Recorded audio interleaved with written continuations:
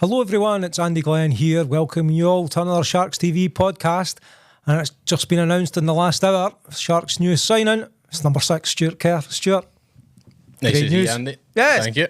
Fantastic to re-sign. Yeah. One of the core D-men in the team, and you feel like being a Shark forever, haven't you? Yeah, pretty much. It feels that way. I don't know how many years it'll be now, maybe 9 or 10 years, I think. So it's been a while. Absolutely, and I'm imagining you're going to be playing with your pal, Mr. Stenton, in defence again. Yeah, I hope so. We've played together again for a long time. I don't know how many years that'll be. It's obviously always good to play with him. He's a good player, and we complement each other well, I think. So looking forward to that again. Absolutely, and it was a relatively successful season. I mean, we, as Sharks fans, we were just expecting to win every single game, but reality hit early on. By the end of it, when we understood the league as fans, we thought it was a relatively successful season. Unfortunately, we never missed the playoffs. But what was your thoughts on last season? Yeah, I think kind of the same. It's obviously a slow start really killed us. If we won a couple of them games, then maybe we would have been in the playoffs. But obviously towards the end of the year, we were beating top-end teams and much closer games as well. When we were getting beat, we were still in games. So that was positive. And hopefully we can continue that this year and maybe be further up the table, hopefully, by the end of the year. Do you think that's going to be the case? I think, as you say, we took a few games to find our feet and just get to the level. We know that level now. There is no real excuses out there. So what are your hopes for the season coming? Well, it's always hard to tell. You don't know what other teams are doing, what we're doing, but definitely we need to be competing for silverware and stuff, be up at the top end of the table, and obviously, as I've said, get a better start. It'll help us out a lot at the end of the year when everyone's, or some people are injured or anything like that. You want to get your results on the board as soon as you can when everyone's healthy and stuff. So absolutely.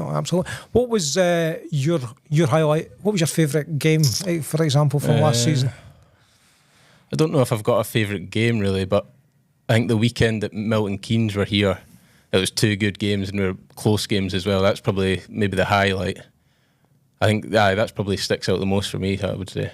When I'm thinking up these questions, I always kind of answer them myself. That weekend was my favourite weekend. I think the crowd was huge. Yeah.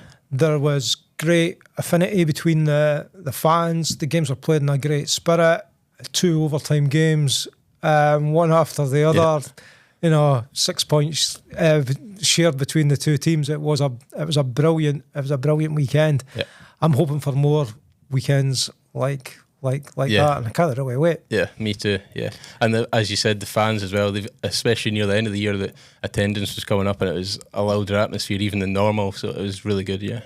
Did you, as a player, notice the difference as the season went through in the fans? Yeah, I'd say so. Not even just at the rink, just going around, you'd hear people talking about it more. Just if you're just talking to family members, that they'd say, "Oh, I know so and so who's been at a game, or they're looking to go this weekend, or whatever like that." So it's definitely a lot more popular this year than it was a couple of years ago. I kind of said that when I was speaking to Martin maybe a couple of podcasts ago when we were talking about, you know, what did success look like and all the rest of it. The 2 elements to that, there was the on-ice stuff and there was the off-ice stuff. And the off-ice stuff continues to grow and get better, doesn't it? Exactly, yeah. I think anything like that, you need more. You need fans to come to the games at the end of the day, or otherwise this club can't really survive. So it's obviously great to see that, and it's obviously great to play in front of it as well. It's no fun playing in front of 10 people, you know. No. You need the atmosphere to have a good game, I think. Absolutely. And if I'm being a wee bit cheeky here, you're like the Iceman on ice, you're kind of quiet and all the rest of it. You've had to come in and do these interviews with me after games when we've won and games when we've lost. We've done this sort of stuff. You starting to enjoy this, or do you still hate it? I wouldn't say I enjoy it, but I don't mind it too much. It's not fun after a loss if we're having to come upstairs and do an interview, obviously. But yeah, it's not too bad. I don't mind it as much as what I usually would have or what I thought I would have. I'm taking that as a win. I'm taking that as a win right here. Stuart Kerr is going to be the main one. Some folk love these things, but it's an important part of the game, isn't it? Yeah, exactly. It obviously comes down to the fans again. This is what they want to see, so brings more people to the game. Well, it gets them to know you and your personality, but I also think that when we're looking to sign new players and all the rest of it, the first place they go is some of the videos and all the rest of it, and you know, they get to know a bit about you as well, don't they? it keeps them interested during the summer as well when there's not much going on. Oh, the summer's the close season's. I mean, the Euros is on, then the Olympics. I can't be bothered with it. I really just want to get back watching hockey. Nothing like hockey. Indeed. Well, your pal Liam Stanton says you became a bit of a gym bunny. You're there all the time, apparently, for somebody that didn't want to go to the gym 2 seasons ago. No, well, it wasn't really. I didn't want to go. I just never really bothered with it. But yeah, we got into it last summer, and ever since, I don't think I've really missed a week apart from when I was injured last year. That was pretty much it. And obviously, we're back in the gym just now, and the countdown's on to the pre-season, I guess.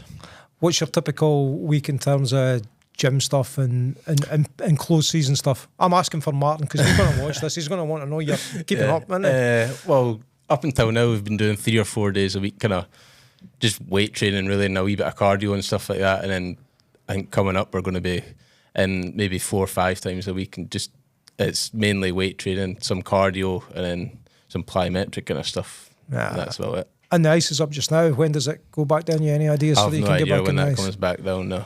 But yeah, that's when we can start doing some proper on ice stuff, exactly. Isn't it? Yep. Do you keep a note of what's happening with the other teams in close season, or can you just not be really? bothered? I kind of just forget about it during the summer. To be honest, I'm getting excited for the next season now, but it's obviously a nice rest. The first couple of months you're off, getting to bed at a decent time on a Sunday night. Yeah. How do you find the travelling? It's not too bad. It kind of depends where it is. If it's a longer trip, you get to sleep in the bus, so it's not as bad. But obviously, it's not as comfortable as your own bed. It is a lot tougher than what I thought. But at the end of the day, that's just the way hockey is. So. And you've got a job as well, haven't you? Yeah, exactly. Yeah, I'm working Monday to Friday every week, 8 till 4:30 or 5. Aye, plus that travel, it's tough going in and all the gym stuff as well. Yeah. So absolutely. Well, I'm kind of waiting for the start of next season. What teams are we looking at for this next coming season? Is it going to be the usual Leeds, Milton Keynes, and Swindon? I would say, yeah. I think obviously Leeds and Milton Keynes have already signed a bunch of their top players on 2-week contracts and all that. I expect them to be back up at the top of the league. Yeah, that's it. I don't pay much attention, as we've already said, but yeah, I think Leeds and Milton Keynes will be up there. Swindon, they're obviously the top teams in this league. It's not going to be that long before we're playing the Clan. It's about 8 weeks from now as we record this. Mm-hmm. Looking forward to that one. Yeah, it'll be a good challenge, obviously, to start the season off. It's obviously different. You've never played against them kind of players. Well, we've played against them. You've played the Clan before. Yeah, but not for a while, and they're obviously a different team now. And so you never know what will happen, but it'll be a good test for us, and it's obviously good to get a couple of games under your belt before you go into the season. That's going to be a packed ice rink for that one, isn't it? I can't wait for that. Yeah, it'll be loud in there, I think. Yeah, I don't think you can get tickets now. I think they're all sold out, even the standing ones. So that's going to be the start of the season, and we hope these people keep coming back. Yep. Just really wanted to say thank you so much for coming in, Stuart, and taking the time to chat with me today. No problem. Before we go, I'm going to use what I always do. Yeah. It's a message to the fans from Stuart Kerr, Sharks' most recent signing. Just hope everyone's enjoying their summer, and I can't wait to see you all back at the Shark Tank, cheering us on and making it as loud as possible. Thanks, Stuart. We totally appreciate it. And we totally appreciate you taking the time to watch this video.